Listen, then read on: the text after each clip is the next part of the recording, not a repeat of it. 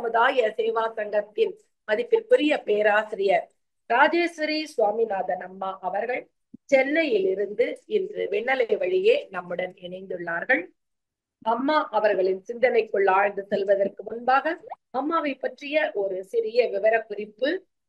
அம்மா அவர்கள் போரூர் சக்தி நகர் மன்றத்தை சார்ந்தவர்கள். 2004 மனவளக்கலையில் இணைந்து மிக சிறப்பாக குரு சேவை செய்து வருகின்றார்கள். நமது மனவளக்கலை யோகாவில் டிப்ளமா, அட்வான்ஸ் டிப்ளமா மற்றும் சர்டிபிகேட் கோர்ஸ் படித்துள்ளார்கள். விண்ணலை வழி நிகழ்வுகளையும் மற்றும் வேதாத்திரிய சிந்தனை உரைகளையும் வழங்கி வருகின்றார்கள். மௌன நிகழ்வுகளையும் நடத்தி வருகின்றார்கள்.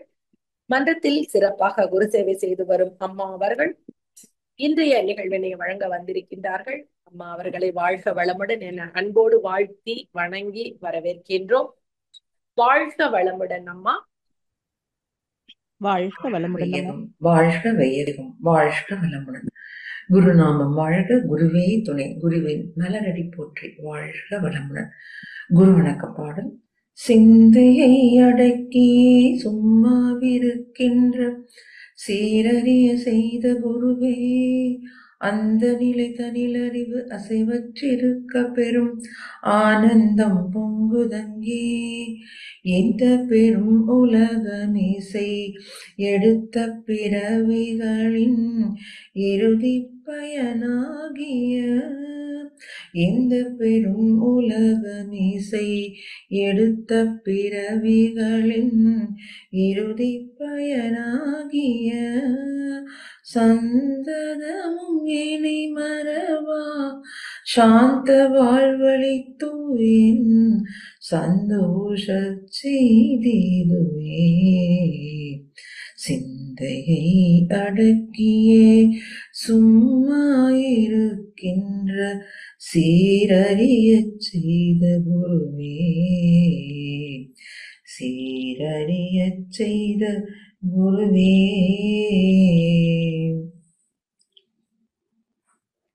இணைப்பில் இணைந்துள்ள அனைத்து நிலை ஆசிரியர் பெருமக்களுக்கும், அன்பர்களுக்கும், தொகுப்பாளருக்கும் மற்றும் உலக சமுதாய சேவா சங்க தலைவர் திரு எஸ்.கே.எம். ஐயா அவர்களுக்கும் என் சிரம் தாழ்ந்த வணக்கங்களும் வாழ்க வளமுடன் வாழ்த்துக்களும்.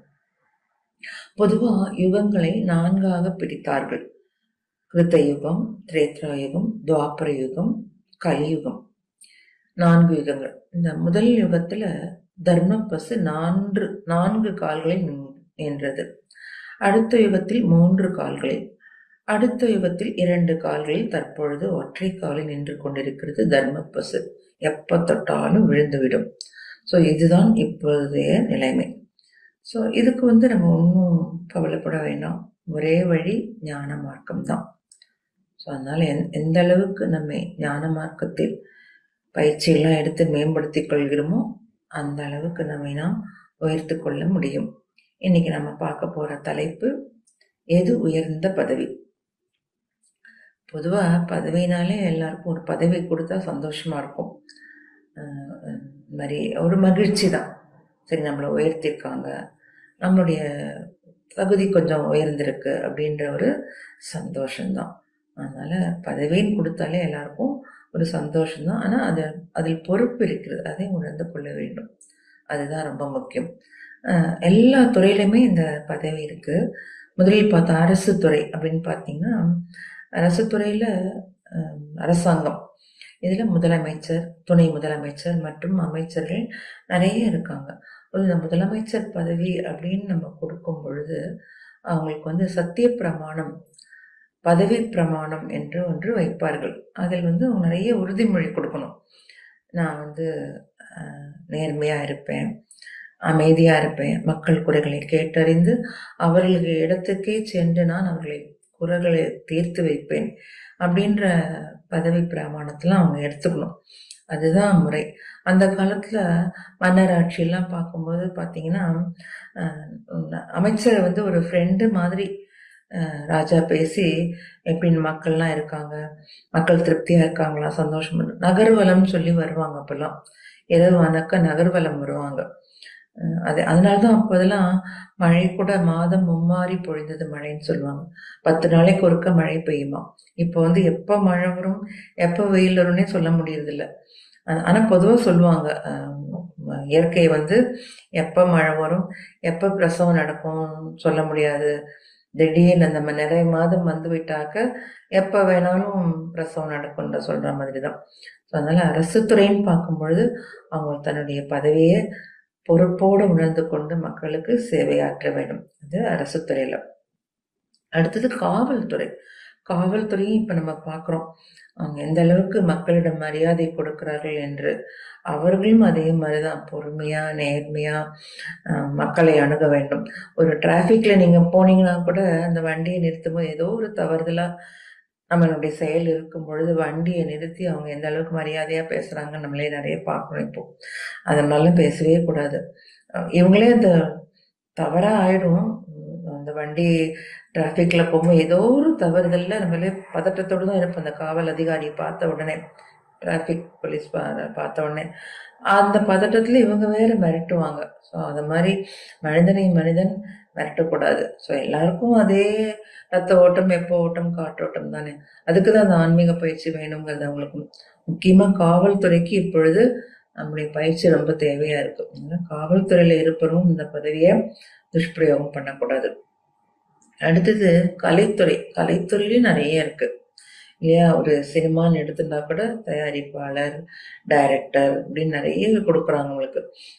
அந்தந்த எக்ஸ்பீரியன்ஸுக்கு ஏற்ப அதுலயும் அந்த பதவி இருக்கு. அதனால கலைத்துறை.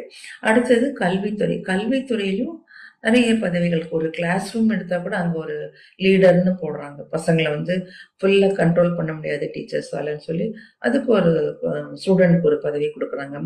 ஆசிரியருக்கு அப்புறம் ஹெட் மாஸ்டர், ஹெட் மிஸ்டர்ஸ்ன்னு நிறைய பதவி கொடுக்குறாங்க.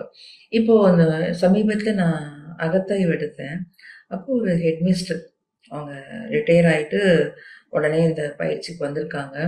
நிறைய கேள்வி கேட்டாங்க. அது எப்படி சினம் தவிர்க்கல எடுக்கணும், சினம் வராத இருக்கும், கவலைப்படாம இருக்க முடியும் அப்படின்னு. நானும் பொறுமையா பதில் சொல்லிட்டு தானே, சாமிஜி பயிற்சி எல்லாம் அட்டவணை போட்டு நீங்க பயிற்சி பண்ணணும், இதெல்லாம் சாத்தியமா அதுன்னு கேட்டாங்க. நம்ம பயிற்சிக்கு வந்துட்டோம்.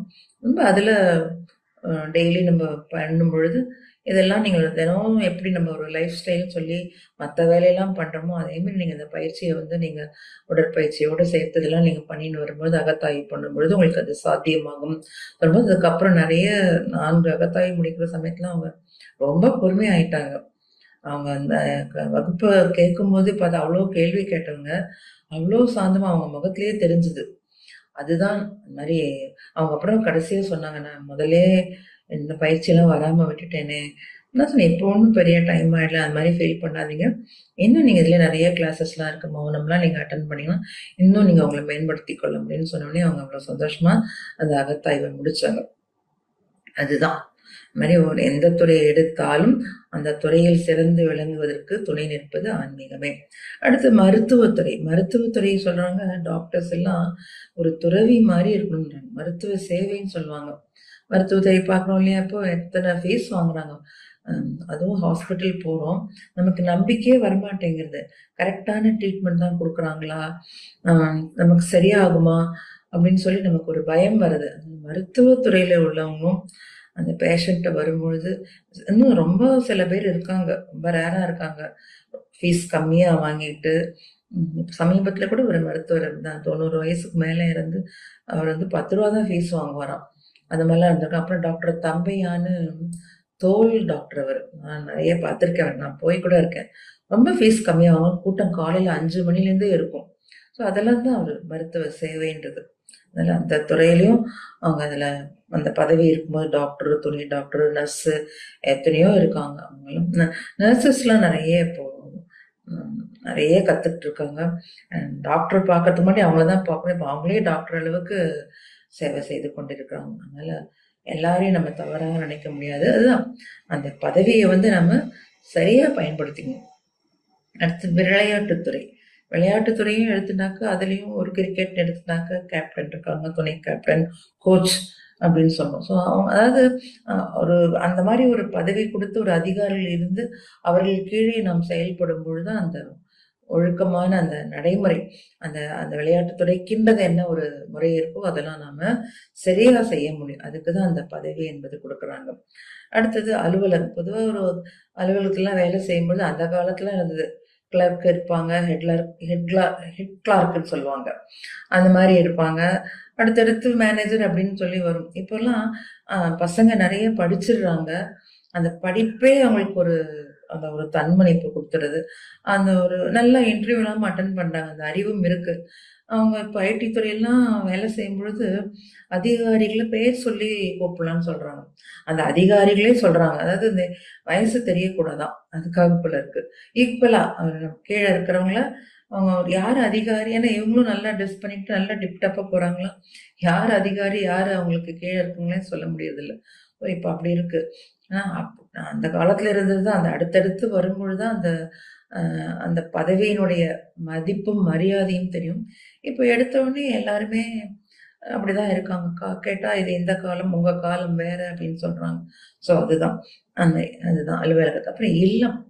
இல்லத்துல நிறைய இருக்கு இல்லையா? இப்போ இல்லம்னு எடுத்துக்கொண்டாக்க அப்பெல்லாம் அந்த காலத்துல தாத்தா பாட்டி, அடுத்தடுத்த போஸ்ட்ன்னு சொல்லுவாங்க. கல்யாணம் பண்ணாக்க அப்புறம் அம்மா, அதுக்கப்புறம் குழந்தைங்களுக்கு தாயாக, அப்புறம் மாமியாராக, இப்படி அடுத்தடுத்த இல்லத்திலேயே சில பதவிகள் நம்ம பார்த்து கொண்டே இருக்கிறோம். இப்ப பாத்தீங்கன்னா 3 பேர் தான். கணவன், மனைவி, குழந்தை. அவங்களுக்கு அவங்களே தான் மாமியார், நாத்தனார் எல்லாம் அவங்க ஒரே ஆளே அவங்களுக்கு தான். அதுவும் இப்போ பிளாட்ல எல்லாம் பாத்தீங்கன்னா 3 பேர் தான் இருக்காங்க. சமைக்கிறதே இல்ல. அப்படியே சமைச்சாலும் சமையலுக்கு ஆள் வச்சுக்கிறாங்க. சமைக்கிறதுக்கு ஒரு சர்வெண்ட், அப்புறம் அதுக்கப்புறம் வீடு கிளீன் பண்றதுக்கு ஒரு சர்வெண்ட் அப்படின்னு வச்சுக்கிறாங்க. அப்படிலாம் அப்படி இருக்கு. இருக்கிறது 3 பேரு. எதுக்கு சாயந்தரம் வந்து சர்வெண்ட் வந்து சாயந்தரம் வராங்க. காத்தால சமைச்சிட்டு போயிடுறாங்க. அப்போ அவங்களே பெருக்கிட்டும் போயிடுவாங்க போல இருக்கு. அதுக்கப்புறம் ஈவினிங் ஒரு சர்வெண்ட் என்னன்னா, இவங்க வேலைக்கு போயிட்டு வந்த டிஃபன் பாக்ஸ் எல்லாம் கிளீன் பண்றதுக்கா. அப்புறம் வாஷிங் மிஷின்ல துணி எல்லாம் எடுத்து காலையில சமையலுக்கு வந்தவங்களே போட்டு வச்சிருப்பாங்க போல இருக்கு. அதை இவங்க எடுத்து மடிச்சு வைக்கணுமா. இப்படி இருந்தாக்க அப்படி எப்படி அவங்களுக்கு திடீர்னு ஒரு வேலைன்னு எப்படி செய்ய முடியும்? என்ன வேலை அவங்களுக்கு தெரியும்? அவங்களுடைய ஜென்ரேஷன், அடுத்த ஜென்ரேஷன் என்ன வேலை கத்துப்பாங்க? அந்த காலத்துலயும் பாத்தீங்கன்னா, இப்போ மேனேஜ்மெண்ட் கோர்ஸ்ன்னு சொல்லி எல்லாம் படிக்கிறாங்க. அந்த காலத்துல பாத்தீங்கன்னா ஒரு 30 பேர் தனியா, இப்ப ஒரு ஆள் வீட்டுக்கு வரேன் அப்படின்னு சொன்னாக்க மேனேஜ் பண்ண தெரியல அவங்களால. அந்த காலத்துல எங்க பாட்டி காலத்துலாம் 30 பேர் வரேன்னு சொல்லுவாங்க. சாம்பார ரசமாக்குவாங்க, ரசத்தை பெருக்குவாங்க. 30 பேர் வந்தாலும் சமாளிப்பாங்க. அந்த 30 பேர் வரலைன்னாலும் அடுத்த 10 நாளைக்கு இந்த வச்ச சாம்பாரையும் ரசத்தையும் எப்படி திருப்பி கொடுக்கறதுன்னு சொல்லி பார்ப்பாங்க. அவங்களாம் எப்படி மேனேஜ் பண்ணாங்கன்னு தெரியல.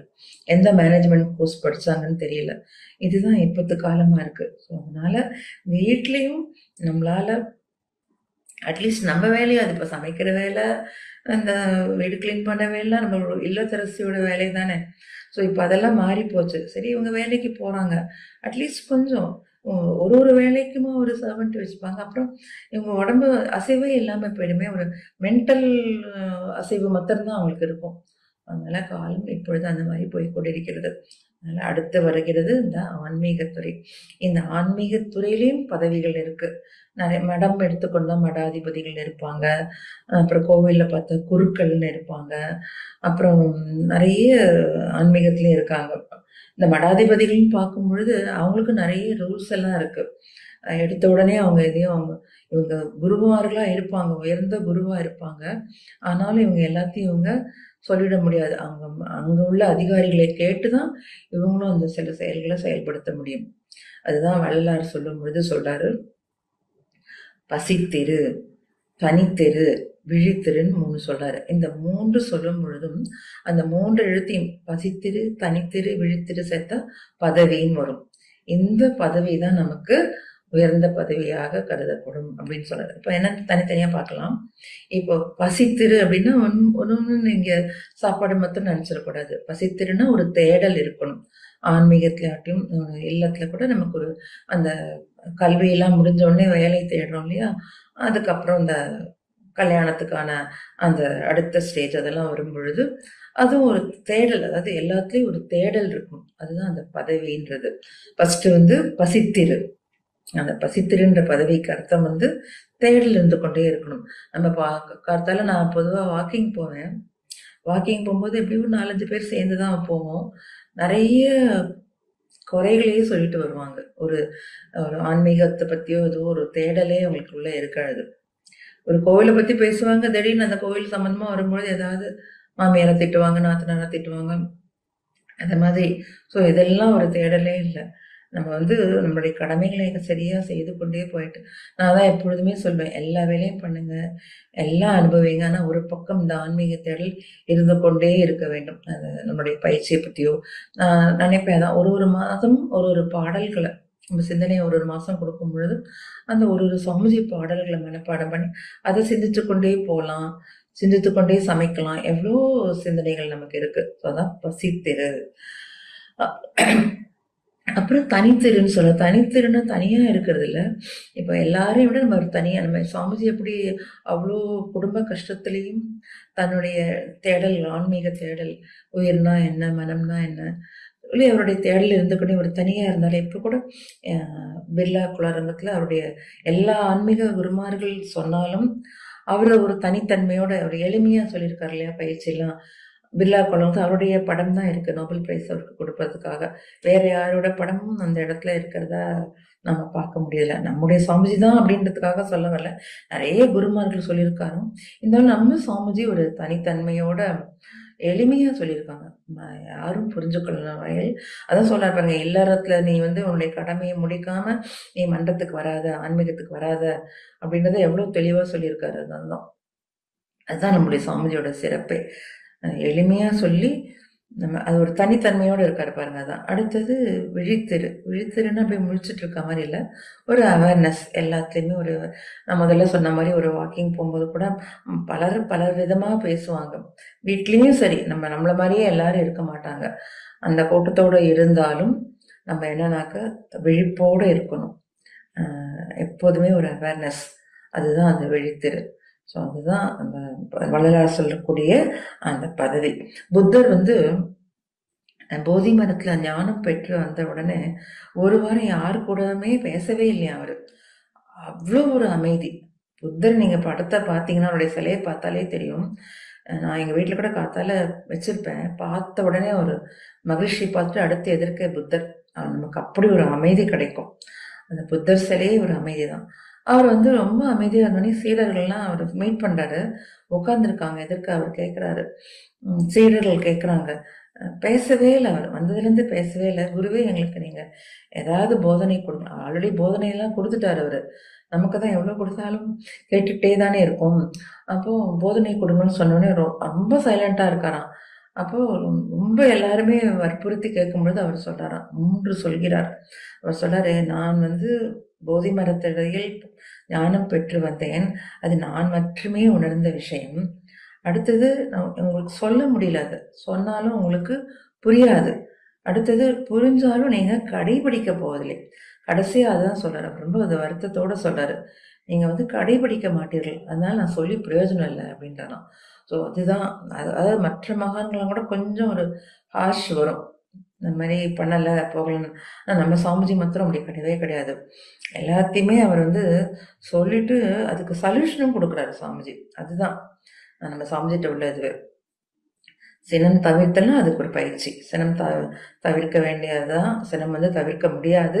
ஆனால் அதுக்கு நம்ம எப்படி பயிற்சி பண்ணணும், கவலையை ஒழிக்கணும்ன்றது பாருங்க. அந்த வார்த்தை அந்த ஒழிக்கணும்ன்றது அதுதான் வரும். ஆனால் அதுக்கு என்ன பயிற்சி, அதுதான் நம்ம சாமிஜியோடது. அதெல்லாம் புத்தர் அந்த 3 சொல்லும் பொழுது அவங்க அப்புறம் சீடர்கள் எல்லாம் புரிந்து கொண்டு அப்படியே அமைதியாகட்டதாக புத்தர் கூறுகிறார். அடுத்தது பார்த்தா பணிவு. இந்த பணிவை வந்து நம்ம தேடி தேடி அலையணுங்க. நம்ம தேட வேண்டிய தேடல்களே பணிவு வந்து ரொம்ப முக்கியம். பைபிள்ல ஜீசஸ் சொல்றாரு. ஜீசஸ் வந்து யாரு? நமக்காக வந்த தேவ மைந்தன், போதிக்க வந்த தேவ மைந்தன். அவர் வந்து பஸ்கா விருது என்று வைக்கிறார். 12 சீடர்களையும் அழைத்து பஸ்கா விருந்து வைக்கும் பொழுது சீடர்களுடைய பாதங்களை தானே கழுவி விடுகிறார். தானே கழுவி தன்னுடைய அங்கியால் துடைத்தும் விடுகிறார். துடைச்சிட்டப்போ சீடர்கள் பதறி போறாங்க, என்ன குருவே, எப்படி நீங்க அந்த மாதிரி எங்களுடைய பாதங்களை தாங்கள் கழுவுதான்னு கேட்ட உடனே அவர் சொல்கிறார், நான் உழு கலப்பையை போல் தாழ்ச்சி கொண்டவன். கலப்பை தெரியும் இல்லையா, அந்த நிலத்துல விழும்போது அது நிலம் நோக்கி தான் இருக்கும். அதனால எப்பொழுதுமே உயர்ந்தவர்கள் தாழ்ந்தவர்களை நோக்கி வர வேண்டும். அவர் சொல்றாரு, நான் உழு கலப்பையை போல் தாழ்ச்சி கொண்டவன், அதனால நான் இவ்வளோ பணிவு என்னிடம் இருக்கிறது. நீங்கள் இதற்கு என்ன செய்ய வேண்டும் என்றால், நீங்கள் உங்களிலும் தாழ்ந்தவர்களுக்கு நீங்கள் உங்களால் ஆன ஏற்றதை நீங்கள் சேவை செய்ய வேண்டும். அதுதான் சொல்றார். உழு கலப்பை போல் நான் தாழ்ச்சி கொண்டோம். தன்னை எவ்வளவுக்கு எவ்வளவு தாழ்த்திக்கிறோமோ அதுதான் அந்த பணிவுன்றது. இன்னைக்கு பார்க்க போறதே ஃபுல்லா பணிவு தான். அந்த பதவி தான் நமக்கு இருக்கணும். அந்த பதவின்றது ஒருத்தர் கொடுக்கறது இல்லை, நமக்கு நாமே அமைத்துக் கொள்வது. நம்மளை பார்த்தா ஒருத்தர் சொல்லணும், அப்போ அவங்கள மாதிரி. அதுக்காக கூழி கும்பிடு கிடையாது, பேச வேண்டிய இடத்துல பேசணும், ஆணவத்தோடு இல்லாம. நம்மளால மற்றவங்களுக்கு தொந்தரவு இருக்கக்கூடாது எதுவும் இல்லாத வகையில். அதான் இந்த ஜீசஸ் சொல்லும் பொழுது, நான் முழு கலப்பையை போல் தாழ்ச்சி கொண்டவன், நீங்க அதற்கு என்ன பண்ண, உங்களிலும் தாழ்ந்தவருக்கு நீங்கள் சேவை செய்ய வேண்டும் என்று பைபிள்ல ஜீசஸ் கூறுவதாக ஒரு நிகழ்ச்சி உண்டு. அடுத்தது மகாத்மா காந்தி. மகாத்மா காந்தி சொல்லும் பொழுது, அவர் 1920 தான் அந்த ஒத்துழையாமை இயக்கத்தை அவர் அந்த சரிதத்தை எழுதுறாரு. அதுல கூட அவர் ஃபுல் தன்னுடைய சரித்திரத்தை எழுதல. அவர் என்ன சொல்றாருன்னா, நீங்க தான் என்ன மகாத்மா அப்படின்னு சொல்றீங்க, எனக்கு அந்த வார்த்தையே எனக்கு பிடிக்கிறது இல்ல. நான் தூசியிலும் தூசியானவன், தன்னை தூசு போன்னு சொல்லிடுறேன். சில பேர் சொல்லுவாங்க இல்லையா நம்ம வழக்கத்துல, என்ன தெரியுமா, நான் எவ்வளவு பெரிய ஆளு, என் கால் தூசிக்கு அவன் சமம் சொல்லுவான். தூசிய அவ்வளவு இதுவா இவங்க அந்த உயர்ந்ததா சொல்லுவாங்க. சோ மகாத்மா தன்னை சொல்றாரு, நான் தூசியிலும் கீழானவன், என்னை மகாத்மா என்று சொல்லாதீர்கள் என்று. ஃபரீத் என்ற ஞானி சொல்றாரு. ஃபரீத் இஸ்லாத்துல குருமார்கள்ல ஒருத்தர். அவங்க குருமார்கள், இந்த இஸ்லாமிய குருமார்கள் போதிப்பது அன்பு தான். அன்பை மட்டுமே அவர்கள் போதிப்பார்கள். அன்பு அன்பு அன்பு தான். அந்த அன்பு சொல்லும் பொழுது அவர் சொல்றாரு, அந்த தூசுக்கு சொல்றாரு, நான் தூசியிலும் தூசானவன். மகாத்மா காந்தி சொன்னது போல மனிதனை பார்த்து சொல்றாரு, அதாவது உன்னுடைய உயிர் உடலில் இருக்கும் மட்டும்தான் உனக்கு கீழே தூசி, உன் உயிர் உடலை விட்டு சென்று விட்டால் உன்மேல் தூசி. இதில் என்ன இருக்கிறது உனக்கு ஆணவத்திற்கு நான் பெரியவன் என்று ஃபரீத் என்ற ஞானி கேட்கிறார். அதுதான் எவ்வளவு பணிவு பார்த்தீங்களா அவங்களாம். ரமண மகர்ஷி சொல்லும்போது சொல்வாரு, அதாவது எவ்வளவு பணிய முடியுமோ பணிவு பணிவு சிரம் தாழ்த்த வேண்டும் என்று சொல்வார். அந்த பணிவு இருந்தனா போதுங்க, தன்னால அந்த அன்பு வந்துடும், அந்த பொறுமை வந்துடும். கண்ணதாசன் கவிஞன் மாத்திரம் இல்லை, கவிதையோட கதையும் எழுதியிருக்கிறார். ஒரு கதையை சொல்கிறார். அவர் ஒரு மனிதன் நடந்து போய்கொண்டே இருக்கிறான். சும்மா ஒரு காலார போய்கொண்டிருக்கும் போது ஒரு உடைந்த பானையோட கழுத்து இருக்கு. பொதுவாக நம்ம நடந்து போகும்போது எதற்கு ஒரு சில்லு இருந்தா, சின்ன வயசுலாம் நம்ம பண்ணியிருப்போம், அப்படியே செருப்பால முன்ன நகர்த்துவோம், அப்புறம் அது எவ்வளவு தூரம் போறதோ அங்கேருந்து போய் கொஞ்சம் தூரம் நகர்த்துவோம். அதே மாதிரி இந்த மனிதன் என்ன பண்ணிருக்கோம், ஒரு சாதாரண மனுஷன் நடந்து போகும்போது அந்த பானையை அப்படியே தட்டிட்டே போறாரு. அப்ப அந்த உடைந்த பானை பேசுவதாக ஒரு கதையை எழுதியிருக்கிறார் கண்ணதாசன். அப்ப அந்த உடைந்த பானையோட கழுத்து கேட்கறதான், ஏன்பா நான் என்ன தப்பு செய்தேன், என்ன நீ இப்படி காலால தட்டிட்டே போற அப்படின்னு சொன்னோடனே அந்த மனிதன் சொல்றானா, ஆமா நீ என்ன உடைஞ்ச பானை, நீ கீழே இருக்க, நான் ஆல்ரெடி மனிதன், இதுல உனக்கு என்ன இந்த கேள்வி அப்படின்னு சொன்னோடனே இந்த கழுத்து சொல்றதுதான், சரி பரவாயில்ல, நீ இன்னைக்கு மாதிரி தேய்ச்சுன்னு போற, இதே மாதிரி நிறைய பேர் என்னை தட்டிட்டே போவாங்க, நானும் என்ன பண்ணுவேன், நல்லா சேர்ந்து அமைங்கி நல்லா களிமண்ணாய் மீண்டும் களிமண்ணாய் பொய்வன் கையில் போய் நான் மீண்டும் பானையாவேன், நான் மனிதருக்கு பயன்படுவேன்.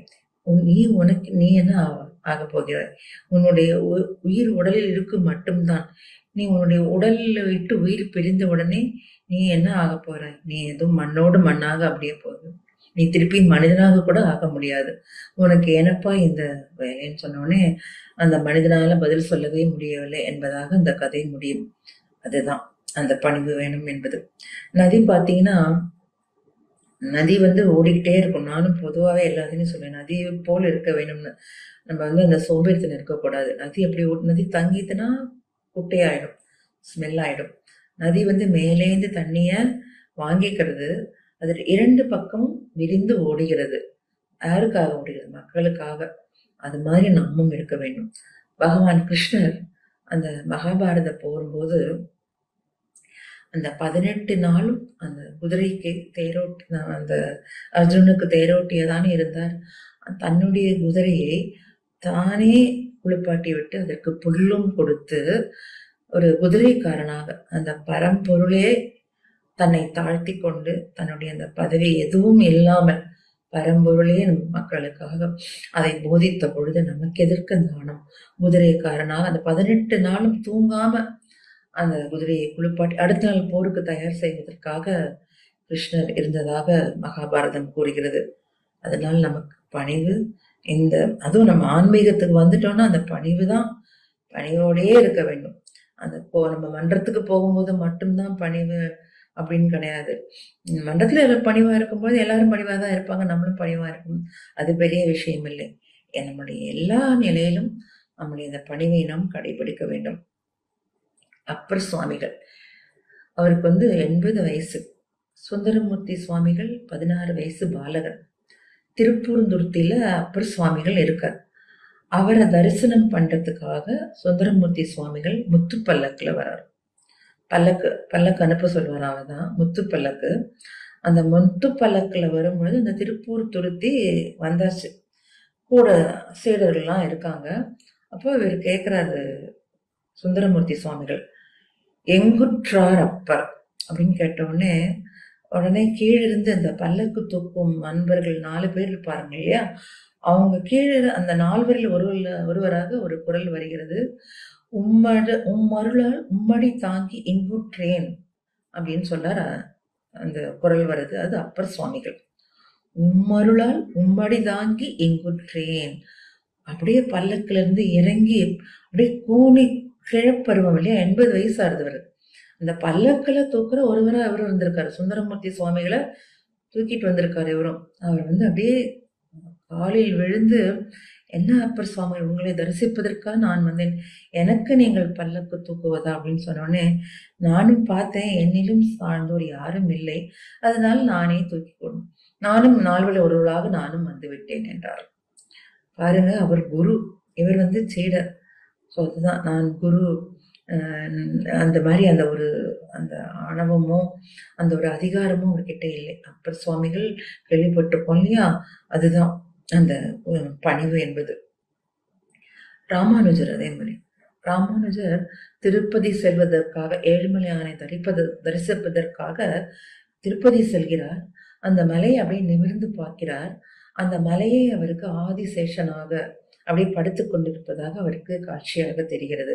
அப்ப யோசிக்கிறார், இந்த ஆதிசேஷனை போய் நான் மிதித்து எப்படி எம்பெருமானை தரிசிப்பது அப்படின்னு சொல்லிட்டு முழங்காலிட்டு மலையை தாண்டுவதாக ராமானுஜ சரித்திரம் கூறுகிறது. இதெல்லாம் உண்மைங்க, இது கதை அல்ல, இது நிஜம். அப்ப முழங்காலிட்டு போகும்பொழுது அவருக்கு அங்க அதுவும் வருகிறது, முழங்கால் வலிக்கிறது, அதெல்லாம் எல்லாமே இருக்குமா. அவர் அந்த தாண்டி தாண்டி அப்படியே போறார். போகும்பொழுது அங்க அவருக்காக, அவரை வரவேற்பதற்காக அவருடைய குரு பெரிய நம்பி அவர் அவரை வரவேற்கிறார். நெடுஞ்சான் கிடையாக அவர் காலில் விழுகிறார். ராமானுஜர் கால்களில் அவர் விழுகிறார். இவர் சீடர், பதறி போகிறார். வந்த களைப்போடு அவர் அப்படியே அப்படியே சுருண்டு விழுந்துடுறார். அப்படியே கீழே ராமானுஜர் பெரிய நம்பி காலில் பேச முடியல அவரால். என்ன இப்படி, நான் உங்களை தேடி வரும்பொழுது ஏழுமலையாலையும் தரிசிக்க, உங்களோட சேர்ந்து தரிசிக்க வந்தேன், நீங்கள் என் காலில் விழுவதான்னு கேட்டபோது அவர் சொன்னாராம், நான் உங்களை வரவேற்பதற்காக நானும் நிறைய பேரை பார்த்தேன், என்னிலும் தாழ்ந்தவன் யாரும் இல்லைங்க. பாருங்க, அவர் குரு, அவர் தான் உயர்ந்தவர்.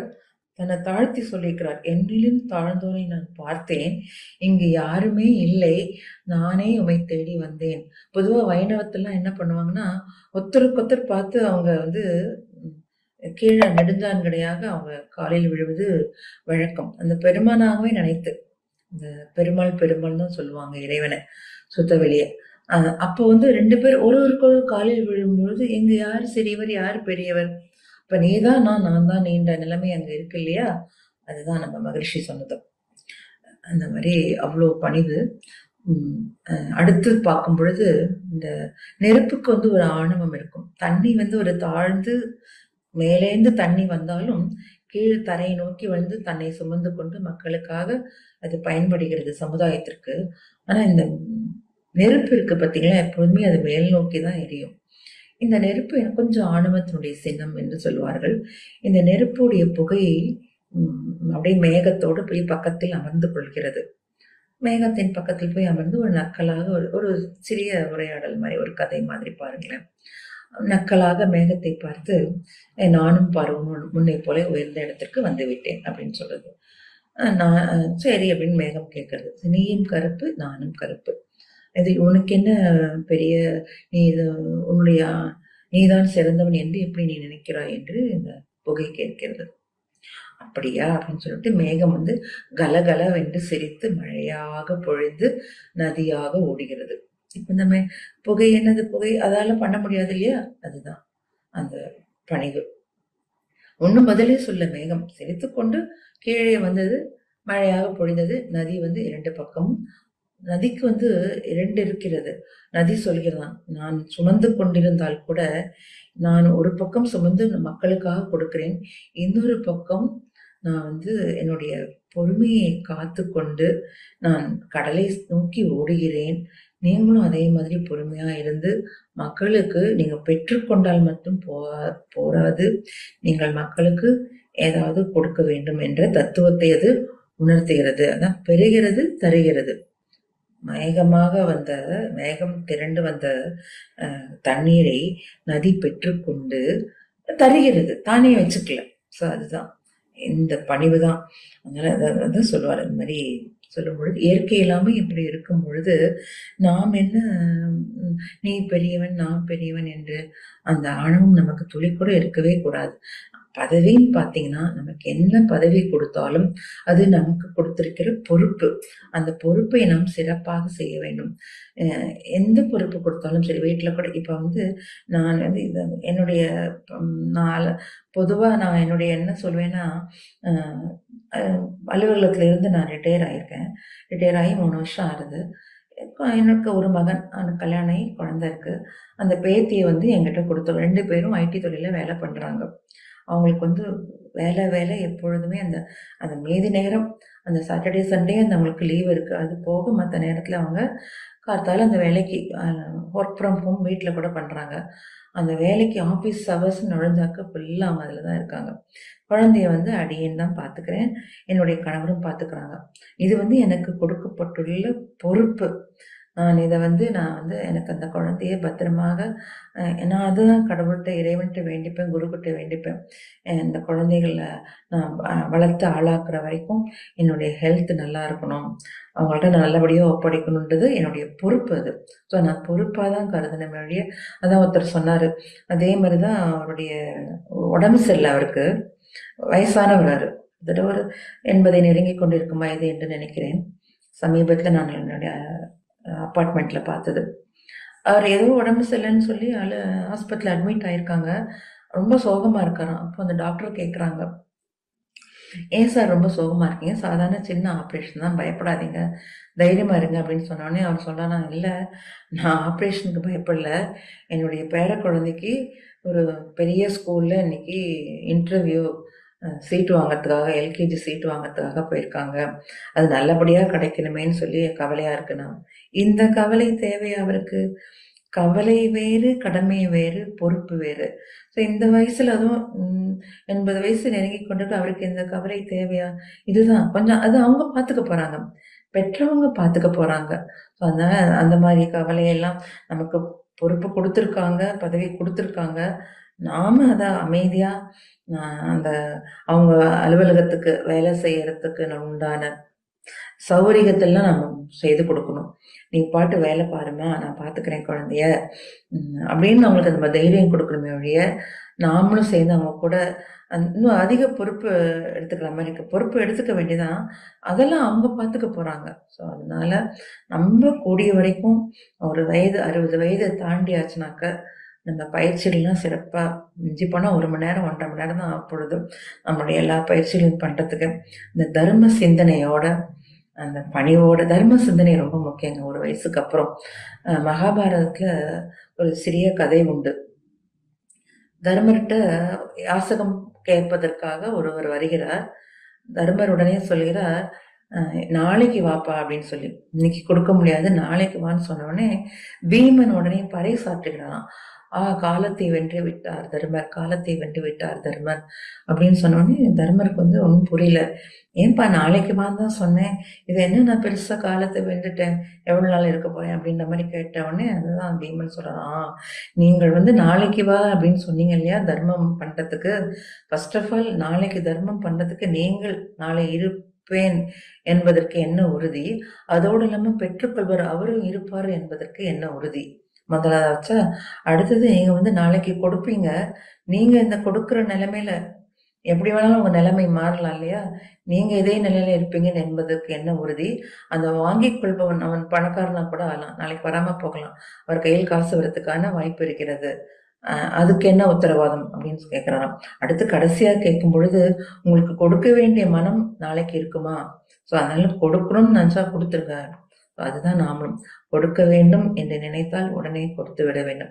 எதெல்லாம் தாங்க பணிவு, பணிவு பணிவு பணிவு. எந்த அளவுக்கு பணிவு இருக்கணுமோ, அதாவது ஒரு பாடல் கூட கண்ணதாசன் பாடல் வரும், பதவி வரும்போது பணிவு வர வேண்டும், துணிவும் வர வேண்டும். எந்த பதவி கொடுத்தாலும் நமக்கு அது பொறுப்பு. சுவாமிஜி கூட நமக்கு மன்றத்துல தானே முதல்லயே நமக்கு இந்த சர்டிபிகேட் எல்லாம் கொடுத்துறாங்க இல்லையா, அருள்நிதி, அதாவது அருட்செல்வர் முதல்ல கொடுக்குறாரு, அருட்செல்வர், அருள்நிதி, ஆசிரியர், துணை பேராசிரியர், பேராசிரியர், இப்படியே அடுத்தடுத்தடுத்த பதவி நமக்கு கொடுக்கும்பொழுது நமக்கு பொறுப்புகள் அதிகம். இன்னும் நம்மளுடைய செயல் நம்ம கரெக்டா எப்படி பண்றோம், நம்ம பயிற்சியில கரெக்டா இருக்கோமா, கரெக்டா சொல்லித்தரமோ, முதல்ல நாம கரெக்டா இருக்கணும். நாம பயிற்சி எல்லாம் பண்ணாம மற்றவங்களுக்கு போதனையே பண்ணக்கூடாது. ஸோ அந்த அளவுல நம்ம பயிற்சி ஒன்றே போதும். நம்ம இளைஞர்களுக்கும் என்ன நம்ம போதனை பண்ணணும், இந்த ஆன்மீகத்துக்கு வர வைக்கணும் அவங்கள. அதுதான் இப்போ உள்ள இளைஞர்கள் நிலைமையே அதுதான். அவங்க வந்து நிறைய படிக்கிறாங்க, சிந்திக்கிறாங்க, மற்றபடி வெளி உலகம் அவங்களுக்கு தெரியறதில்ல. ஒரு ஆன்மீகம் நம்ம பேசினா ஒரு கிண்டலா நினைக்கிறாங்க. கடவுள் பக்தியே இல்லை இப்ப இருக்கிற குழந்தைங்களுக்குலாம். அப்பெல்லாம் வீட்டுல சொல்லி தருவாங்க, குளிச்சுட்டு வந்தா கோயிலுக்கு போயிட்டு வரணும். நான் என் மகனெல்லாம் அப்படிதான் வளர்த்தேன். அடியேன் கோயிலுக்கு போயிட்டு ஒரு 9th 10th வர வரைக்கும் இப்படிதான். நீங்க காத்தால குளிச்சுட்டு பக்கத்துலயே பிள்ளையார் கோயில் இருக்கும், ஜஸ்ட் அவங்களுக்கு அந்த ஏஜ்ல தானே சொல்லி தர முடியும், போயிட்டு வா, அதுக்கப்புறம் தான் அவனுக்கு பிரேக்ஃபாஸ்ட் அப்படின்னு சொல்லி. இப்போ உள்ள குழந்தைங்களுக்குலாம் இவங்களுக்கே முதல்ல பக்தி இருக்கா என்னன்னு தெரியல. ஸோ குழந்தைங்களுக்கு முதல்ல மனிதர்கள் அன்பை பார்க்கவே தெரியல, அப்படியே முறைச்சு பாக்குறாங்க குழந்தைங்கலாம் இப்போ. அதனால எனக்கு இப்போ இருக்கிற இருக்கிற நினைப்பெல்லாம் வருங்கால இளைஞர்கள் இந்த குழந்தைகள் எல்லாம் நல்லபடியா வரணுமே என்றுதான். ஸோ அதனால நம்ம பணிவை மட்டுமே நாம் போதிக்க வேண்டும். பணிவு, அன்பு, பொறுமை, இதுதான் நம்முடைய ஆன்மீகத்துக்குள்ள நம்மளை முன்னேறி செல்ல வைக்கும் பாதைகளாகும். நல்லதொரு வாய்ப்பளித்த உலக சமுதாய சேவா சங்கத்துக்கு என்னுடைய நன்றிகளும் வாழ்த்துக்களும்.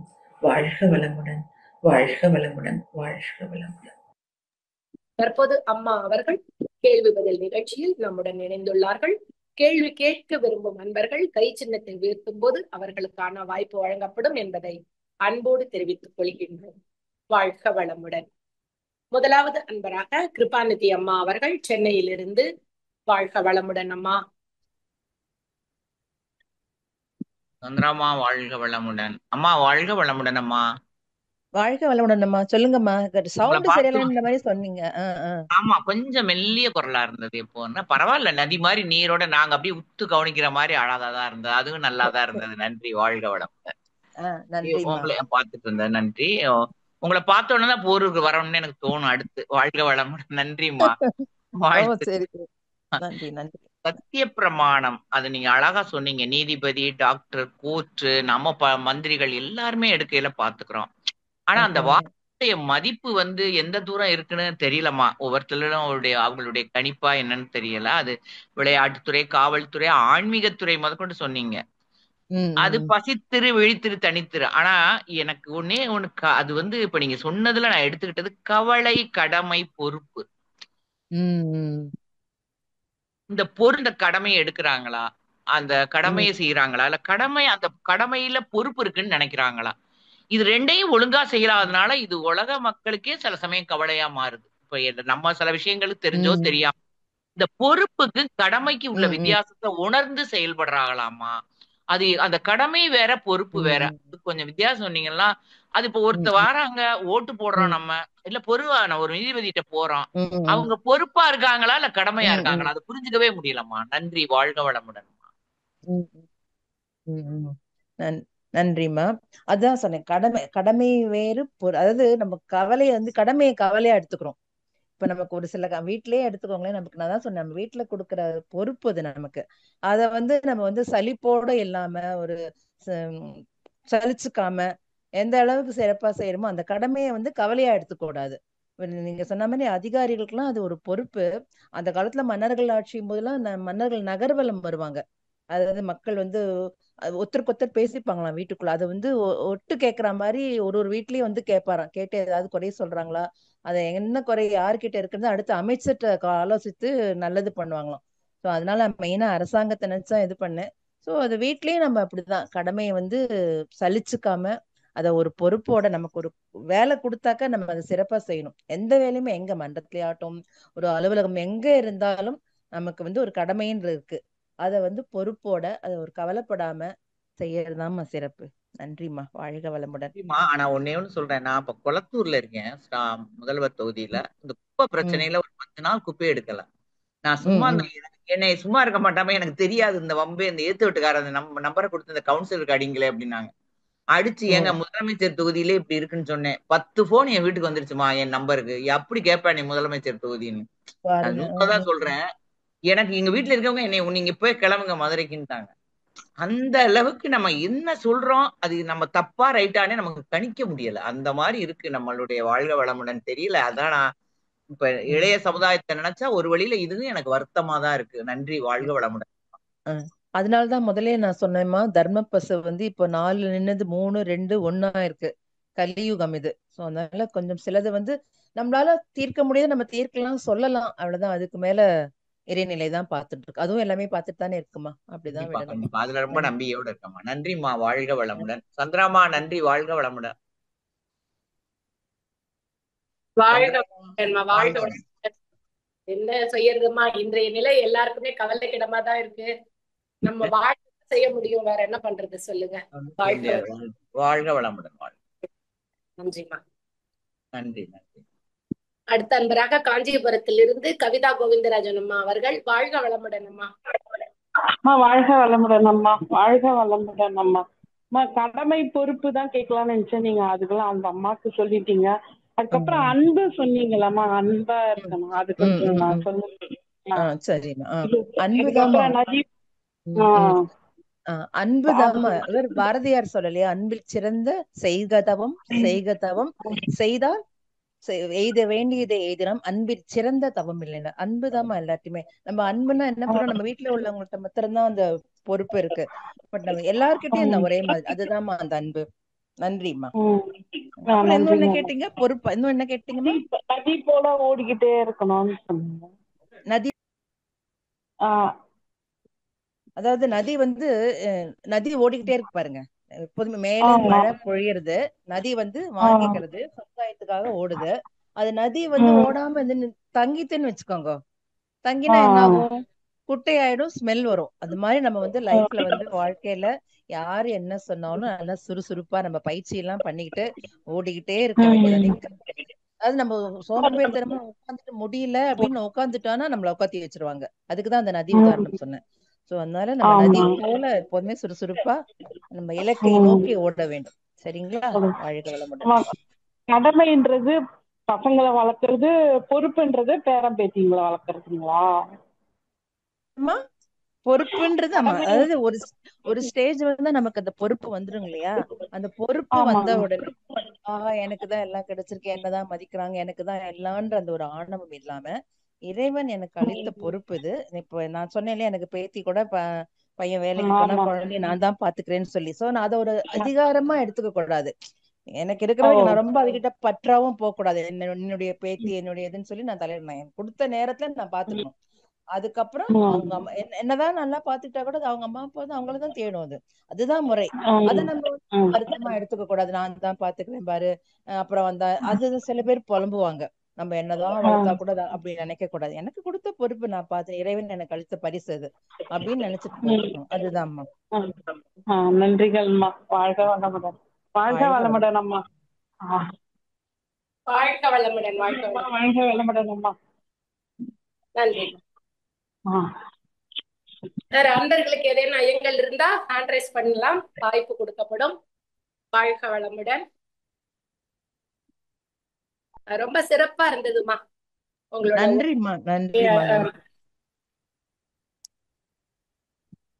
நன்றிம்மா. வாழ்க வளமுடன். அடுத்த அன்பராக சாந்தி அம்மா. வாழ்க வளமுடன். சாந்திமா, நீங்க பேசலாம். வாழ்க வளமுடன் அம்மா. அருமையான சிந்தனைமா, நல்ல விளக்கம். எங்களுக்கு நாங்க கேட்டு ஃபாலோ பண்றோமா. எப்படிமா சுறுசுறுப்பா நம்மளோட பயிற்சி எல்லாம் செஞ்சாலும் சுறுசுறுப்பா இருக்கணும்னு சொல்லிருக்கீங்கல்லம்மா. ஆமாங்கம்மா. சோம்பேறித்தனமே இருக்கக்கூடாதுன்னு சொல்லிருக்கீங்கல்லம்மா. ஆமாமா. ஏன்னா உட்கார்ந்துட்டோம்னா உட்காத்தி வச்சிருவாங்க நம்மள. அதனால சுறுசுறுப்பா எப்ப, அதாவது உங்க வீட்டை நீங்க 5 பேர் இருந்தா நீங்க தான் முன்னாடி நிக்கணும். நம்மள பார்த்து அவங்க சின்னவங்க வந்து அவங்க ஆச்சரியப்படணும். இப்ப நம்ம வீட்லயே அப்படிதான் நடக்குது. நான் காத்தால எழுந்து உடற்பயிற்சி எல்லாம் பண்ணிடுவேன். அவங்க மெதுவா எழுந்துட்டு வருவாங்க, அந்த ஒரு டல்னஸ் இருக்கும். நம்ம காலையில எழுந்து நம்மளுடைய உடற்பயிற்சி எல்லாம் பண்ணி சுவாமிகிட்ட விளக்கேத்திட்டு உடற்பயிற்சி எல்லாம் பண்ணி பாருங்க. நம்ம தான் கிங்கு. எப்பொழுதுமே இது வந்து வயசாயிடுச்சு ஆளுன்னு இல்ல, எப்போதுமே நம்ம இதுவா இருக்கலாம்.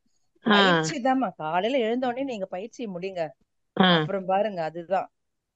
இல்ல, நாங்க கொஞ்சம் லேட்டா பண்றோம். அதுதான் காலையிலேயே உடனே பண்ணிடணுங்களாமா? காலையில பண்ணா சிறப்புமா. நான் எப்பவுமே நான் அலுவலகத்துல இருந்து 3 வருஷம் அது ரிட்டையர் ஆகி நான் 4:45 5 மணிக்கு முன்னாடி எழுந்திரிச்சிருவேன். 4:30க்கெல்லாம் எழுந்திரிச்சு முதல்ல பயிற்சி பண்ணிட்டு அதுக்கப்புறம் தான் மிச்ச வேலையெல்லாம் பண்ணுவேன். இப்ப நான் ரிட்டையர் ஆயிட்டு வீட்டை இருக்கிறதுனால காத்தாலே எழுந்து இப்ப 5:15 எழுந்தேன். எப்படி இப்ப 4:30 மணிக்கு எழுந்தேன்னா இப்ப 5:15 எழுந்திருக்கேன். என்னால தூங்க முடியல.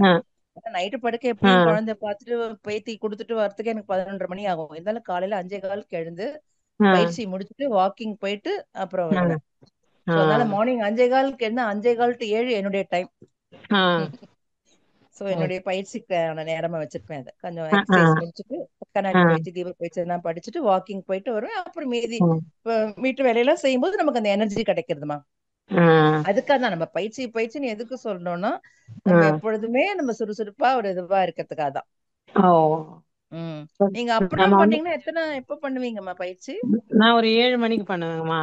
7:30 மணிக்கா? பரவாயில்ல, ஓகே. அது ஒண்ணும் பெரிய டைம் கிடையாது. சில பேர் மத்தியானம் சொல்றாங்க, சாயந்தரம் எல்லாம் பண்ணக்கூடாது. அதுதான். சாயந்தரம் கிடையாதுமா, 7 மணிக்கு பண்ணுவேன். கொஞ்சம் சமையல் வேலையெல்லாம் முடிச்சுட்டு 7 மணிக்கு பண்ணுவேன். பரவாயில்லைங்கம்மா.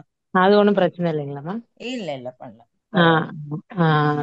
இது தாழ்ந்து போகணும்ன்றீங்களா? எவ்வளவு அளவுக்குமா? ரொம்ப குட்ட குனிஞ்சா தாழ்ந்து போகணுமா இல்ல எப்படி? இல்ல தாழ்ந்து, அதான் சொன்ன கூழை கும்பிடு கிடையாது. அதாவது நம்ம அவங்க கருத்தை ஏத்துக்கணும். இப்ப ஒருத்தர் ஒரு கருத்து சொல்றாங்கன்னா நம்ம என்ன பண்ணுவோம், அவங்களை சொல்லவே விட மாட்டோம். சில பேர் பேச விட மாட்டாங்க. சோ அதை நீங்க ஏத்துக்கணும். ஏத்துட்டு அதை நம்ம அனலைஸ் பண்ணி பார்க்கணும். வழியா நம்ம நான் சொல்றதுதான் நீ என்ன இப்படி சொல்ற ஆர்கியூ பண்றோம் பாத்தீங்களா, அது வேண்டாம். நீங்க பண்ணி போகணும் அப்படின்னு சொல்லிட்டு கேட்க வேண்டிய, அதே நான் சொல்லியிருக்கேன் பாருங்க ஸ்பீச்ல, கேட்க வேண்டிய இடத்துல நம்ம கேட்க வேண்டியதுதான். நம்மளால அடுத்தவங்க தொந்தரவு இல்லாத வகை. என்னமா? அது போல்டா பேசலாம் இல்லம்மா? யார்ட்டையும் கேள்வி கேட்கணும்னா கேட்டலாம். நம்ம பக்கம் நியாயம் கரெக்டா இருந்ததுன்னா பேசலாம், தப்பு கிடையாதுமா. பேசலாம். பேசிட்டு நம்ம என்ன சொல்லணும், இதுதான் கரெக்ட், நான் அப்படி முடிக்க கூடாது. இது என்னுடைய கருத்து, இப்படி இது மாதிரி இதை நீங்க யோசிச்சு பாருங்க. ஒரு பணிவா வருது இல்ல அந்த இடத்துல. அப்படி என்னுடைய கருத்து தான் நான் சொல்லுவேன். இப்படிதான் சில அவங்க கருத்து சொல்றது எனக்கு ஏத்துக்கொள்ள முடியாத மாதிரி இருக்கும். அப்புறம் அத ஒரு தனிவா நம்ம குரல்ல எப்படி பேச முடியுமோ, நீங்க சொல்றீங்க கரெக்ட், பட் இந்த மாதிரி செஞ்சுச்சா இது கொஞ்சம் கரெக்டா தானே இருக்கும் அப்படின்னு சொல்லுங்க. அதுதான் பணிவு. நம்ம சொல்ல இதுதான் கரெக்ட், நீ வேணா பாரு அப்படின்ற மாதிரி பேசக்கூடாது. அதுதான் சொன்னேன். அவங்க மனசுக்கு நோகாதபடி, நம்மளும் அந்த ஆணவத்தை கொஞ்சம் தூக்காதபடி பேசும் பொழுது அங்க பாதிப்பு இருக்காதுமா. சொல்ல வேண்டிய கருத்தை சொல்லலாம், சொல்ற விதம் இருக்கு. சொல்லாம பணிவா சொல்லணும்னு சொல்றீங்க. அந்த சொல்றது சில பேரு, இப்ப எங்க வீட்டுல கூட அவர் இருக்காரு, அவர் சொல்றது பாயிண்ட் கரெக்டா இருக்கானா வெரி ஹார்ஷா இருக்கும். இதுதான் கரெக்ட், நீ வேணா யோசிச்சு பாரு அப்படின்னு வர. அப்படி சொல்லும்போது நமக்கு சிந்திக்க கூட தோணாது. நான் இந்த மாதிரி நான் யோசிக்கிறேன், பட் நீங்களும் யோசிச்சு பாருங்க, கரெக்டா இருந்தா பாருங்க, ஏத்துக்கங்க அப்படின்ற மாதிரி சொல்லுங்கம்மா. அதுதான் பணிவு. நல்லா இருந்துச்சுமா. பணிவு எப்படி எல்லாம் வரணும்னு ஒரு பாடல் மூலமா விளக்கம் காட்டினீங்க. நல்ல கருத்துக்கள்மா. வாழ்க வளமுடன்மா. நீங்களும் உங்கள் அன்பு குடும்பமும் வாழ்க வளமுடன்மா. நன்றி அம்மா. வாழ்க வளமுடன். வாய்ப்பு கொடுத்த வைக்க வாழ்க வளமுடன்மா. நன்றிம்மா. வாழ்க வளமுடன். வாழ்க வளமுடன். நன்றி. அடுத்த நன்றாக கேலக்ஸி M14 உங்க பேரை சொல்லி அறிமுகப்படுத்திட்டு நீங்க பேசுங்கம்மா. கேலக்ஸி. வாழ்க வளமுடன்மா. நன்றிங்கம்மா. ஜெயக்குமாரி பேசுறேம்மா. ஓகே. வாழ்க வாழ்க வளமுடன். வளமுடன்மா. சொல்லுங்கம்மா. மாதிரி ஒசூர்மா. வாழ்க வளமுடன். ரொம்ப சிறப்பான விளக்கம் அம்மா. அதாவது அனுபவபூர்வமான விளக்கம்.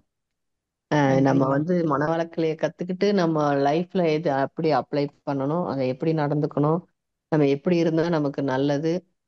நல்ல சிறப்பான ஒரு விளக்கம் கொடுத்தீங்கம்மா. இறையருளும் குருவருளும் உங்களுக்கு துணை புரியட்டும். வாழ்க வளமுடன்மா. நன்றிம்மா.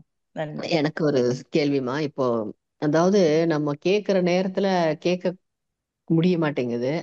அது என்ன அது ஏன் கேட்க கூடாதுன்னு நினைக்கிறேன்னா, அவங்களுக்கு வந்து மனசு அடுத்தது நம்ம முகத்தை பார்க்கணும்.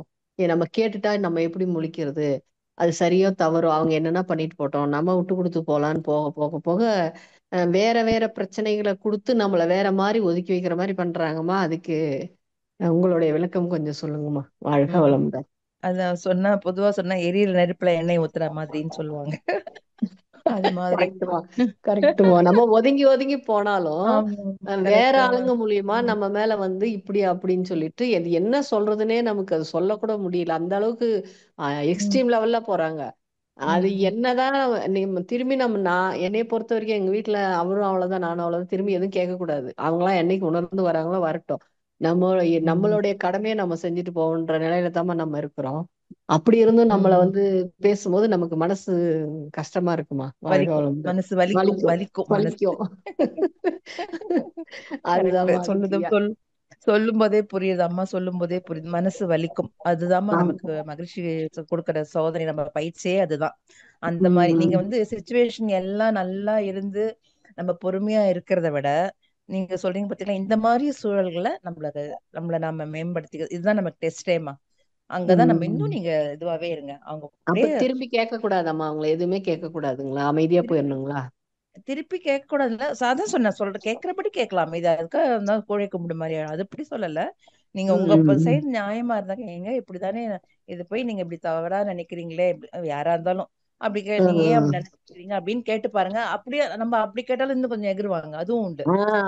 அதுதான் எங்க வீட்டுல சொல்றாரு. என்ன சொல்றாருன்னா, நீ கேட்டியன்னா உண்மையில இன்னும் வேற எல்லாம் இன்னும் போடுவாங்க. எகிருவாங்க. அதனால அப்படியே விட்டுட்டு வாழ்த்திட்டு விட்டுருங்க.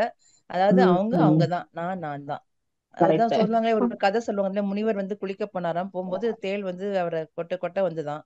அவர் திருப்பி திருப்பி எடுத்து அதை விட்டார் அவன் தண்ணியிலே. அப்போ ஒருத்தர் கேட்கிறாரா, அதுதான் உங்களை திருப்பி திருப்பி கொட்ட வருது, நீங்க ஏன் அதை அடிக்காம சும்மா இருக்கீங்கன்னா, அதனுடைய குணம் கொட்டுற குணம், என்னுடைய குணம் அமைதியா காப்பாத்துற குணம் தான் அப்படின்னு சொன்னாங்க. சோ அந்த லெவலுக்கு நம்ம அந்த அளவுக்கு இருக்கணும்ன்றது இல்ல. பட் அப்படிதான் சில பேர் அப்படித்தானே நம்ம இருக்காங்க. அதனால விட்டுற வேண்டியதான், நம்மளும் ஒதுங்கிக்க வேண்டியதான். அப்படியே அமைதியா ரொம்ப பேச்சு, அதாவது பேச்சு வச்சுக்காதீங்க ரொம்ப. அதாம்மா, நல்லா இருந்தவங்க கூட நல்லா இருக்கிறவங்களே அந்த திடீர்னு மாறிடுறாங்க. அதுதான் ரொம்ப வலிக்குது மனசு. ஏதோ தூரத்துல இருக்கிறவங்க ஏதோ பண்ணாங்க. ஆமா, திடீர்னு நான் இப்போ வாக்கிங் போவேன்மா. நான் 4 பேரோட சேர்ந்து போவேன். முந்தின நாள் பார்த்து நல்லா கை கொடுத்து பேசிருப்பாங்க. அடுத்த நாள் எதிர்பார்த்தா கூட தலை குடிஞ்சுன்னு போவாங்க. நான் விட்டுறது. அப்ப நீங்க என்ன நினைப்பீங்க? அப்ப நான் நினைப்பேன், சரிப்பா அவங்களுக்கு என்ன யோசனையோ அப்படிதான் எடுத்துக்கணுமா நம்ம. அவங்களுக்கு என்ன யோசனையில போறாங்களோ என்னமோ, ஏதாவது வீட்டுல பிரச்சனை இருக்கும் இல்லையா. நான் என்னுடைய அலுவலகத்துல நான் வேலை பார்த்த போது என்னுடைய மேனேஜர் அவங்க வீட்டுல ஏதோ பிரச்சனையா இருக்கும், அத்தனை பேருக்கிட்டையும் அந்த முகத்தை காட்டு. சாமிஜி சொல்றது திரும்ப அந்த சினம் வந்து அப்படியே சங்கிலியா வரும். அத்தனை பேர்ட்டையும் ஒரு முகத்தை தூக்கி வச்சுருப்பாரு. அது பார்த்தாலே காலைல வரும்போது பார்த்தாலே கஷ்டமா இருக்கும். அப்ப நான் நினைப்பேன், இவங்க எல்லாம் புலம்புவாங்க வரும்போது எப்படி வரான் பாரு. நான் நினைச்சுப்பேன், சரி வீட்டுல என்ன பிரச்சனையோ, குழந்தை பொண்ணு ஏதாவது சொன்னாலும் மனைவி ஏதாவது சொன்னாங்கன்னு சொல்லி அப்புறம் கொஞ்ச நேரத்துல சரியாயிடுவார். இது மனித குணம் அது. அதனால நம்ம பயிற்சி எடுத்திருக்கோம், நாம தாம ஒதுங்கணும். நீங்க ரோட்ல போறீங்க, கல் இருக்கு சேர் இருக்கு, நம்ம பார்த்துதானேமா போறோம், தாண்டிதானேமா போறோம். அதேதான் வீட்லயும். வீட்டுல முடிவே கிடையாது. அதுக்கு லாங் டைமா போயிட்டு இருக்குமா, வருஷ கணக்குல போயிட்டு இருக்கு. அதான் எனக்கு வருத்தம். என்ன மனுஷனோட லைஃப்ல எது அடுத்த செகண்ட் என்னன்னு தெரியாது. ஏன் இப்படி இருக்காங்க, நம்ம எவ்வளவு விட்டு கொடுத்தாலும் இப்படி இருக்கிறாங்களே அப்படின்னு. வீட்டுக்கு போனாலும் ஒரு மரியாதை கொடுக்கறது இல்ல. அதெல்லாம் எப்படி சொல்றதுன்னே தெரியல. அதுக்குதான் உங்ககிட்ட கேட்டேன் நான், வேற ஒண்ணும் இல்லை. நீங்க தான் உயர்ந்தவங்க. நம்ம பண்ணிடல, அவங்களுக்கு அந்த லெவல் தெரியல, அவ்வளவுதான். சோ அதனால எப்பவுமே பாருங்க, நகை கடைக்கு போனா, நான் இந்த உதாரணம் கூட சொல்லியிருக்கேன். நகை கடைக்கு போனாக்க உங்களுக்கு வெள்ளியில கூட்டம் இருக்கும், அதை விட கூட்டம் கம்மியா இருக்கும். தங்கத்துல அதை விட கூட்டம், வைரத்துல ஒருத்தர் தான் இருப்பாங்க. அந்த வைரம் மாறிமா நீங்க. ஒதுங்கி நீங்க அப்படியே சாஃப்டாவே போங்க, ஒன்னும் பிரச்சனையே இல்லை. அவங்க புரிஞ்சுப்பாங்க. அவங்களே யாரு புரிஞ்சுக்கிறாங்களோ புரிஞ்சுக்கலாம். மகிழ்ச்சி பாத்துட்டு இருக்காரு, அவ்வளவுதான். அதுதான். ரொம்ப நன்றிமா. ரொம்ப எனக்கு மருந்து போட்ட மாதிரி இருந்தது உங்களுடைய விளக்கம். வாழ்க ரொம்ப வளமுடன். சிறப்புமா. வாழ்க நன்றி வளமுடன். வாழ்க வளமுடன். நன்றி நன்றி. நன்றி. வாழ்க வளமுடன்.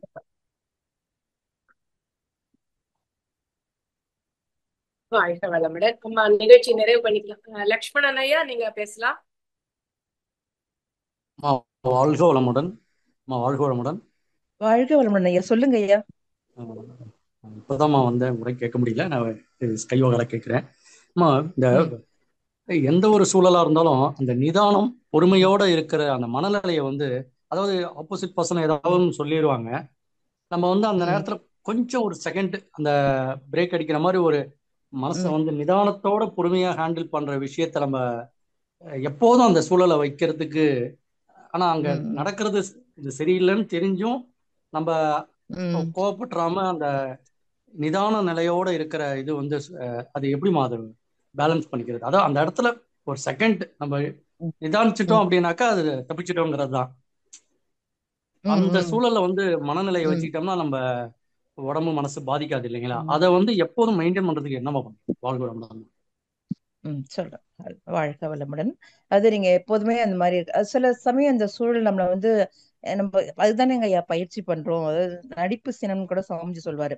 அதாவது நம்ம நல்ல கோவமே வராத இடத்துல இப்ப மன்றத்துக்கு போனா நம்ம கோவம் வர போறதுல சூழல் நல்லாதான் இருக்கும். சோ நீங்க அந்த இடத்துல நம்ம குணத்தை காட்டுறதை விட இந்த மாதிரி சூழல்ல தான் நம்ம மேம்படுத்திக்க முடியும். சம்டைம்ஸ் இருக்கதான் இருக்கு, யாராவது சொல்லும்போது சட்டு நம்மளை கண்ட்ரோல் பண்ணிக்கிறோம். என்ன வேற வழி இல்ல. சொன்னால மத்தவங்க மாதிரி நம்ம இருக்க முடியாது, பயிற்சி எல்லாம் எடுத்திருக்கோம். அதுதான் நமக்குள்ளான டெஸ்ட்டுங்க ஐயா. ஸோ அதனால நிறைய உங்களுக்கு அலுவலகத்துல இருக்கிறவங்க நிறைய அது எக்ஸ்பீரியன்ஸ் இருக்கும். எனக்கு அலுவலகத்துல தான் நிறைய எக்ஸ்பீரியன்ஸ் கிடைச்சது. அங்கதான் நம்ம நிறைய பண்ண முடியும். ஸோ அதனால அவங்க அப்படிதான் இருப்பாங்க ஐயா. அதுவும் இப்ப இருக்கிற காலத்துல நீங்க யாரு நீங்களே பாக்குறீங்க காலம் எப்படி போயிட்டு இருக்குன்னு. ஒரு மரியாதை இருக்கிறது இல்ல, திருப்பி பேசுறாங்க, திருப்பி பேசி அவங்க தான் ஜெயிச்ச மாதிரி நினைக்கிறாங்க, நக்கல் பண்றாங்க. இதெல்லாம் இப்பத்து காலம் ஐயா. அதனால நம்ம இதுல இன்னும் சொல்ற முள்ளு மேல நின்று இருக்க மாதிரி நம்ம ஆரம்பத்துல சொன்ன மாதிரி அதேதான். இப்ப இருக்கிற யுகம் கலியுகம். மக்கள் எல்லாரும் ஈவன் வயசானவங்க கூட இவங்கள பார்த்து கத்துக்கிறாங்களா என்னன்னு தெரியல, அந்த மாதிரி இருக்காங்க. நல்ல காலம் நம்ம தப்பிச்சோம் பயிற்சி இருக்கிறதுனால, இந்த மாதிரி சிந்தனை எல்லாம் கேட்கறதுனால நம்மள அப்பப்ப நல்லா அப்படியே தீட்டிக்கிட்டே இருக்கோம், நம்மளுடைய புத்தி கூர்மையாக்கிட்டே இருக்கோம். தவங்கள்லாம் நமக்கு இருக்கு. சோ அதனால அதை ஹேண்டில் பண்றது எப்படின்னா நம்ம தாங்க ஐயா பொறுமையாதான் போகணும். பொறுமைதான், பொறுமை பணிவு, இதுதான் ரொம்ப முக்கியம். நம்முடைய பாரத பண்பாடே அதுதான். கேட்கணுமா? இப்ப நம்ம தியானம் பண்றோம், பண்ணிட்டு அதுக்கப்புறம் அடுத்த செகண்டே இந்த மாதிரி ஒரு சூழல் வரப்ப நம்ம அந்த மனநிலை மாறுறப்ப அந்த தியானம் பண்றதோட இதெல்லாம் இதாகும் அப்படிங்கிற ஒரு இதுக்காக தான் நம்ம அந்த இத நிலையிலே இருக்கிறதுக்கு உள்ள சூழலை எப்படி தியானம் பண்ணிட்டு உடனே வரக்கூடாதுங்க ஐயா. நம்ம தியானம் பண்றதே நம்முடைய அலைச்சூழல் குறைச்சு நம்ம அடுத்த இதுக்கு நம்ம நல்லா இருக்கிறதுக்கு தான். இன்னும் நல்லா பயிற்சி பண்ணீங்க.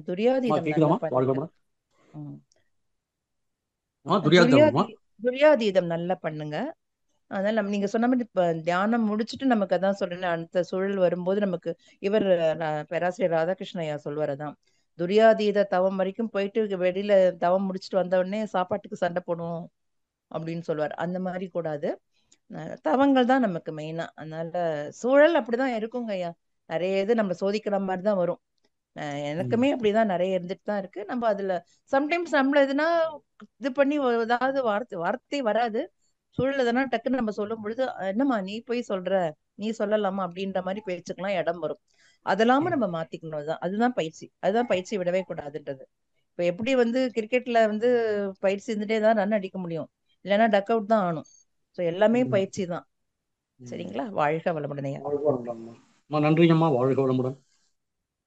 வாழ்க வளமுடன். நன்றிங்க. வாழ்க வளமுடன். அம்மா கேள்வி பதில் நிகழ்ச்சி நிறைவு பண்ணிக்கலாமா? ஓகேம்மா, பண்ணிக்கலாம். வாழ்க வளமுடன். வாழ்க வளமுடன். நன்றிம்மா. வாழ்க வளமுடன். நம் கடமை அறவாழ்வின் நாட்டத்தே சிறக்கட்டும்.